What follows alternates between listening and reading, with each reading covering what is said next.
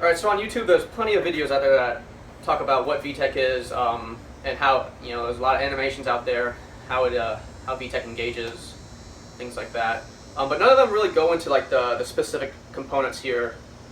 They show how it engages, kind of go into a little bit of background about why it exists.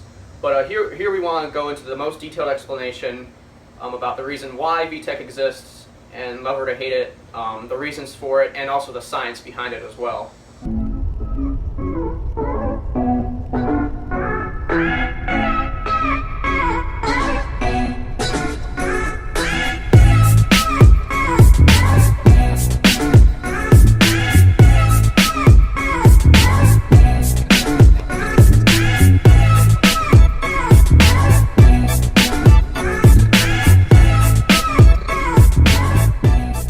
Since we invented the internal combustion engine in like the late 1800s, we've always been looking to improve the horsepower and just make them more efficient and things like that. And over over 100 years now, we've found many ways to do that, between forced induction, actually just making the engine bigger, just smarter computers and things like that. And one of the primary methods to gain more horsepower of an engine is to get more air into it. More air is more oxygen, and more oxygen you can shove. Combustion. Yeah, stronger combustion, more fuel. Fuel is easy. You just take your injectors, put more fuel in it. But air has always been what we've been trying to get more into the engine. So there's been a couple ways to do this. Between forced induction and actually just making the engine bigger. Bore kits, stroking the motor out. So yeah, there's been many ways they found to make more horsepower in a motor. So one way they found out was to get more air in the motor. There's valves that allow air into the motor and to exit the motor. Now, if these valves get opened further, it allows more air to get into the motor. The way these valves are open are through devices called cams. This is a cam right here. So these are cams right here. These are out of a Vtec engine. And each one of these three sections controls two valves.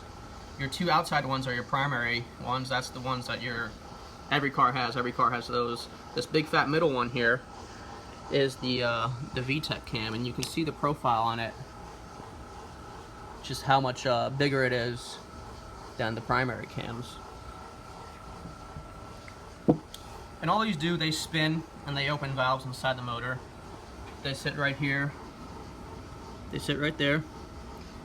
And they run along here. Obviously, these caps are off.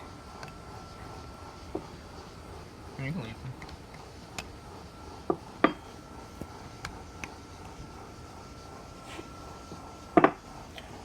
And are these bolted in? Yeah, just leave them. So this cam's going to sit in here like this. Obviously not in this position, but it's going to sit right in here. And if you can notice that if these are lined up right here, these rockers right here are going to hit the lobes on the cams. And the cams are offset so that way every time it spins, it's going to push this down. So what's happening when Vtec is engaging, more or less, you're building oil pressure because the car is, getting up to a higher RPM. What's happening is your oil pressure is building, which is allowing your solenoid to push that oil into your rockers. In your rockers, there's a pin that slides over. I'm not sure if you can see it. You can. There it is. You see this pin right here? This pin slides over and locks in to the cam. So now, since this pin locks into these cams, since this bigger one is touching this lobe right here on the cam, and this lobe has a bigger duration and a higher lift, it's going to allow for these other two to go down to this lift. So when normally you're only pushing it down to this, distance, once you reach a certain RPM and that oil pressure is high and raised, and that pin's engaged, Vtec's engaging, which is allowing this to lock into these two, which is allowing all of these to go down at the same duration and length and height or depth as this ring right here. and that happens on both the intake and exhaust side on this specific motor. This is a GSR head. It's a P72. Now these right here, they're directly attached to the valves. You know, they're pushing right on the valves. You can see the valves in here. Let's see if we can see them.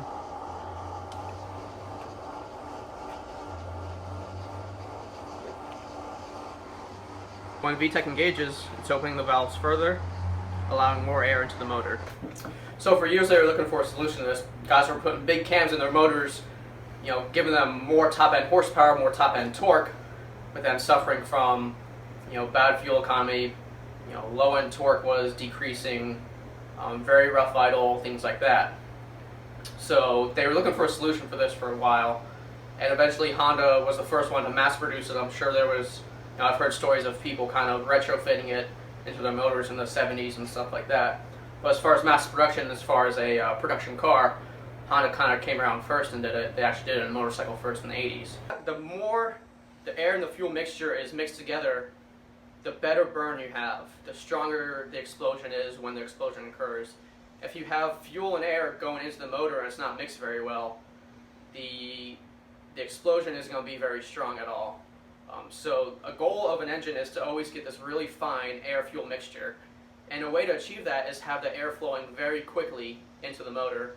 There's all kind of, Ford's doing something nowadays with their intake manifolds, close off certain sections, and Toyota does it as well. I think other car companies are doing it also. They close off a certain section of their intake manifold at low engine speeds when there's a very little bit of air coming in, and it increases the speed of the air flowing into the motor.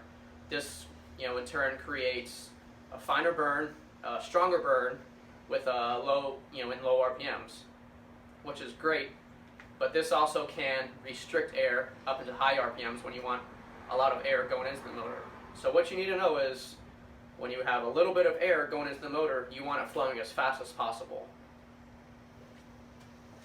So for this analogy, imagine that the bucket here represents your combustion chamber, and this hose letting in the water represents your valve letting in air into the motor.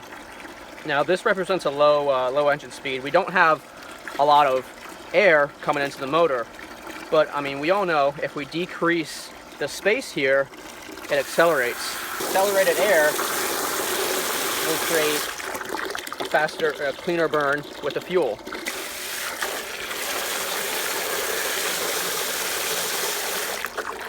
So having this small amount of air go in the motor at low RPMs is great. You know, when you have the valves, you know, closed, kind of. This represents a small cam. You have your air going into the motor kind of quickly, which is great. So now, if you imagine we were to turn the hose on a lot harder, the water coming out a lot faster. If I remain like this, at some point it would limit the airflow going into a motor. So this is like a high RPM right here. You have a lot of air coming through the valves, and you have good fuel burn here in the combustion chamber. You can see all the bubbles inside the bucket. That's creating a good burn of the fuel, which is great. So now we're back at a low RPM, and you see I don't have my thumb on it. And in the combustion chamber, we're not getting a very good mixture of air and fuel. Now I could help this out by putting my thumb back on it, and we go back to a good air-fuel mixture. So this is basically an engine right here with a big cam at low RPM. Your air is not flowing fast into the combustion chamber. You're getting a poor air-fuel mixture. You know, you're not getting, the air's not moving very fast, it's moving slowly. And this is the reason why a motor suffers low-end torque, bad fuel economy, and a rough idle with the big cam. So that in a nutshell is how Vtec works, which we all know. There's plenty of videos about how Vtec works, and also a science and an analogy in why it exists.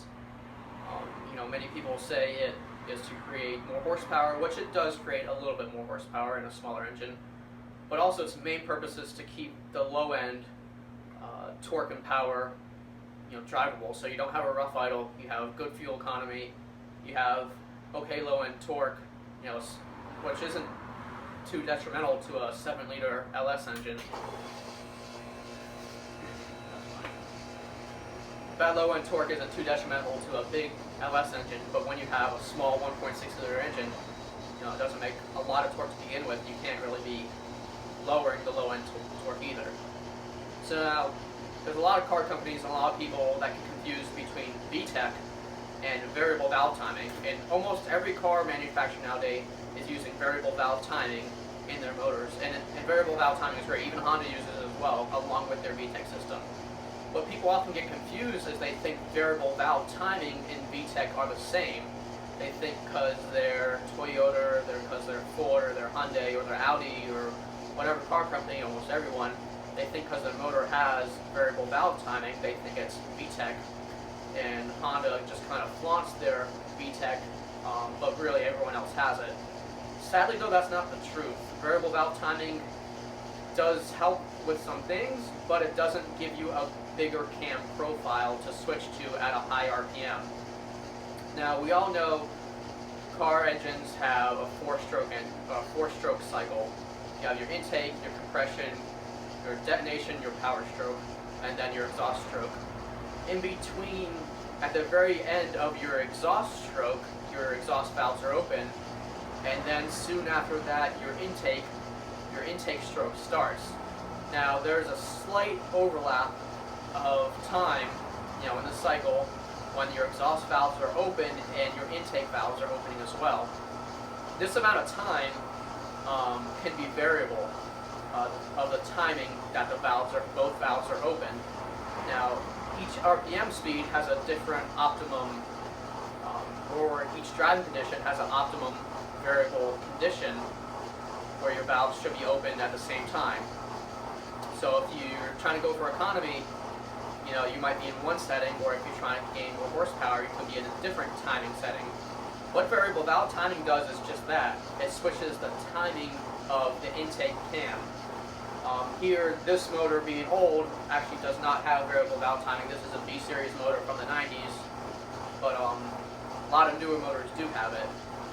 So a lot of car companies will say they have variable valve timing, which is great, which can affect the motor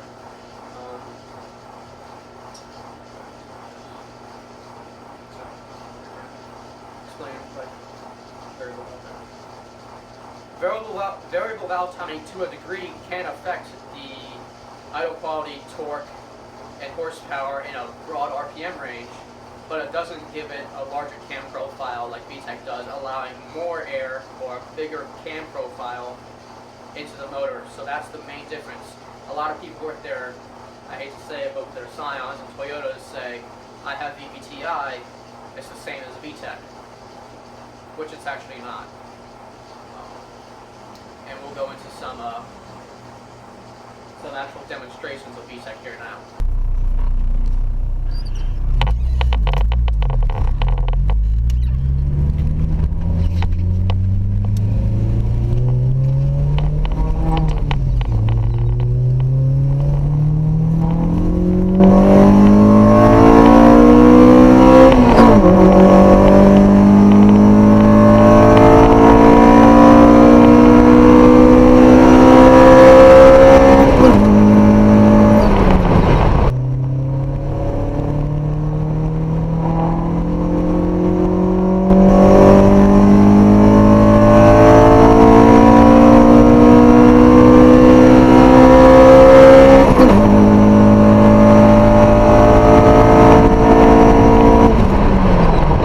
Here we have the motor. This is a regular B16 Vtec motor. Now you can make whatever joke that you want, but there is a reason for Vtec in these small motors. Being 1.6 liters, you can't have this very terrible low-end torque. It's still great fuel economy, and it's a great performing motor as well. It makes a great horsepower number for its displacement, and it revs out to all the way to 8,500 RPMs, making power all the way out there. So to kind of sum everything up, Vtec is a system that allows your engine to be varied in a low RPM range and a high RPM range. This motor here revs out to 8,500 RPMs from the factory. and in that whole RPM range, it never has a dip in torque or anything like that. It has a flat torque curve the whole way through, and the power consistently increases throughout the whole RPM range. You notice if you look at a dyno graph of a current LS motor, it starts to sign off around 5,500 RPMs, and we'll maybe redline at like 6,200. Just because the torque is going down, it's not making any more. It's already made its peak horsepower, you know, which is fine in a large displacement engine that doesn't get great gas mileage. This motor here gets, you know, over 30 miles a gallon. It's 1.6 liters, and it makes 170 horsepower and around 120 foot-pounds of torque to the crank.